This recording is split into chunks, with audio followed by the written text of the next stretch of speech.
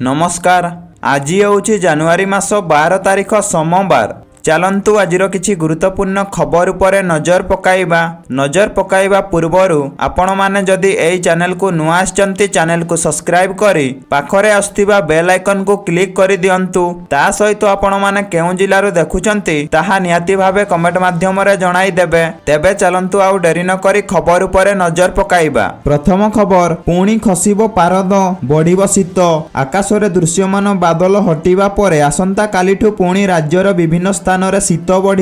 आज पाग मेघुआ जगु कप्तिपदा उपखंड शीतर प्रकोप कम रही। विशेषकर मयूरभंज जिले सिमिड़ीपाड़ अवस्थित थिबारु शीत जनजीवन को अस्तव्यस्त करुछि। केन्दुझर जिला बांसपाड़ ब्लॉक रो विभिन्न अंचल रे तुषारपात होईछि। राउरकेला सर्वनिम्न तापमात्रा 8 डिग्री सेल्सियस, झारसुगुड़ा रे 8.3 डिग्री सेल्सियस रेकर्ड करा जायछि। सेहीपरि केन्दुझर रे 12.6 डिग्री और संबलपुर रे 12.7 डिग्री सेल्सियस राति तापमात्रा थिबा रेकर्ड होईछि। परवर्ती खबर, मुख्यमंत्री श्री मोहन चरण माझी को 2 दिनिया संबलपुर गस्त अवसर रे आज संबलपुर जिला सदर महाकुमा डाक्तरखाना रे नूतन भाव में निर्मित अत्याधुनिक ट्रम्प केयर सेंटर एवं ओपीडी बिल्डिंग रो शुभ उद्घाटन करिसंती। सूचना योग्य जे ट्रमा केयर सेंटर और ओपीडी निर्माण पाई सरकार पक्षरु मोट 21 कोटी 28 लाख टंका व्यय करा जायछि। एहा माध्यम रे दुर्घटनाग्रस्त रोगी माननकु तुरंत एवं उपयुक्त चिकित्सा सुविधा मिली पारिबो। एहा सहित डाक्तरखाना परिसर रे 2 कोटी 53 लाख टंका व्यय रे निर्मित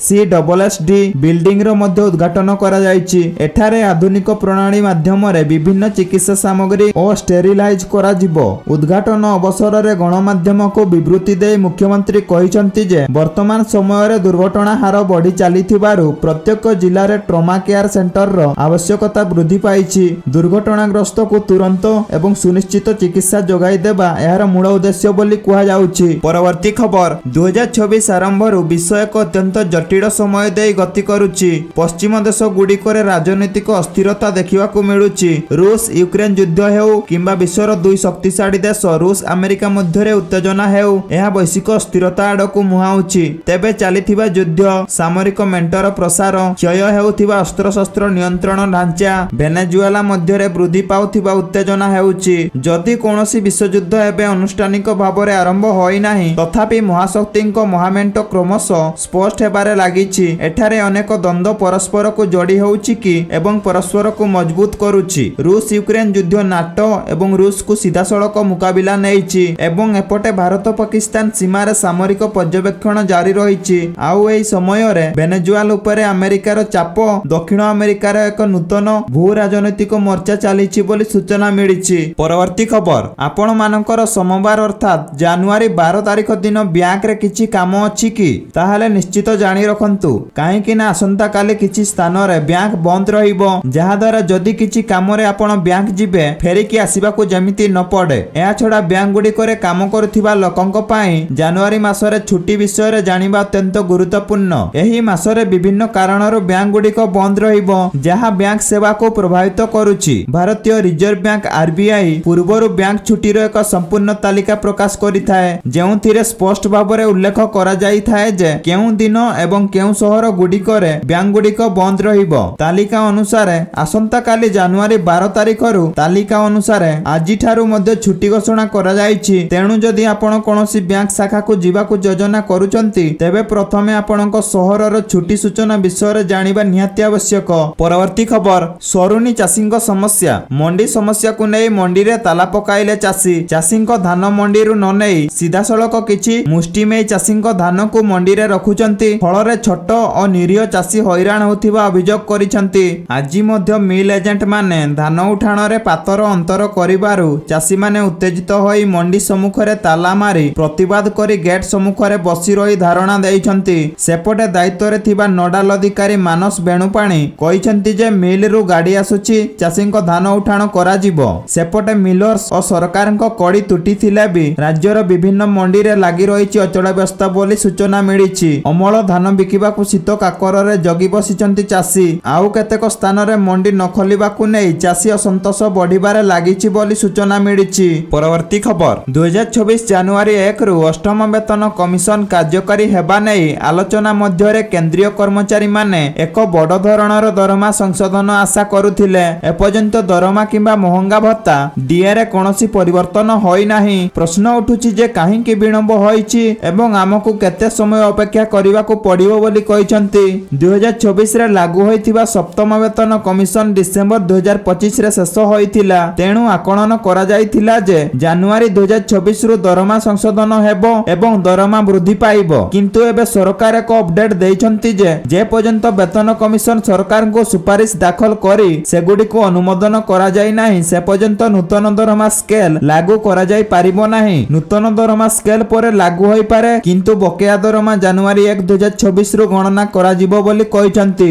ପରବର୍ତ୍ତୀ ଖବର ଭାରତରେ ଲକ୍ଷ ଲକ୍ଷ ଲୋକ ଚାକିରି କରୁଛନ୍ତି। ପ୍ରତି ମାସରେ ସେମାନଙ୍କ ଦରମାରୁ ପିଏଫ କଟାଯାଉଛି। ଅଧିକାଂଶ କର୍ମଚାରୀଙ୍କ ଦରମା ଜମା ହେବା ମାତ୍ରେ ସ୍ୱୟଂଚାଳିତ ଭାବରେ କାଟି ନିଆଯାଉଛି। ବହୁତ କମ ଲୋକ ଜାଣନ୍ତି ଯେ ଏହି ପିଏଫ ଆକାଉଣ୍ଟ ସେମାନଙ୍କୁ ଅବସର ପାଇଁ କେବଳ ଏକ ଜମା ନୁହେଁ ଏକ ଗୁରୁତ୍ୱପୂର୍ଣ୍ଣ ସୁରକ୍ଷା କଭର ମଧ୍ୟ ପ୍ରଦାନ କରୁଛି। ଲୋକମାନେ ପ୍ରାୟତଃ ପିଏଫ କୁ ଭବିଷ୍ୟତ ପାଇଁ କେବଳ ଏକ ଜମା ଭାବରେ ଭାବିଥାନ୍ତି। ତଥାପି ଏକ ପିଏଫ ଆକାଉଣ୍ଟ ସ୍ୱୟଂଚାଳିତ ଭାବରେ ମାଗଣା ଜୀବନ ବୀମା ସହିତ ଆସିଥାଏ। ଏଥିପାଇଁ କୌଣସି ପୃଥକ ଆବେଦନ ଆବଶ୍ୟକତା ନାହିଁ କିମ୍ବା କୌଣସି ପ୍ରିମିୟମ ଦେବାକୁ ପଡ଼ିବ ନାହିଁ। ପ୍ରତ୍ୟେକ ସକ୍ରିୟ ପିଏଫ ସଦସ୍ୟ ସ୍ୱୟଂଚାଳିତ ଭାବରେ ଏହି ସୁବିଧା ପାଇଥାନ୍ତି। ଏହି ସୁବିଧା ଇପିଏଫ ଦ୍ୱାରା କର୍ମଚାରୀ ଜମା ଲିଙ୍କ ବୀମା ଯୋଜନା ଇଡିଏଲଆଇ ଅଧୀନରେ ପ୍ରଦାନ କରାଯାଇଥାଏ। ଏହାକୁ ଇପିଏଫ ଏବଂ ଇପିଏସ୍ ପରେ ତୃତୀୟ ବୃହତ ଲାଭ ଭାବରେ ବିବେଚନା କରାଯାଇଥାଏ। ଆପଣଙ୍କର ପିଏଫ ଆକାଉଣ୍ଟ ଆକ୍ଟିଭ ହେବା ମାତ୍ରେ ଆପଣ ଏହି ବୀମା ଯୋଜନା ଦ୍ୱାରା କଭର ହୋଇଯାଆନ୍ତି ବୋଲି ସୂଚନା ମିଳିଛି। ପରବର୍ତ୍ତୀ ଖବର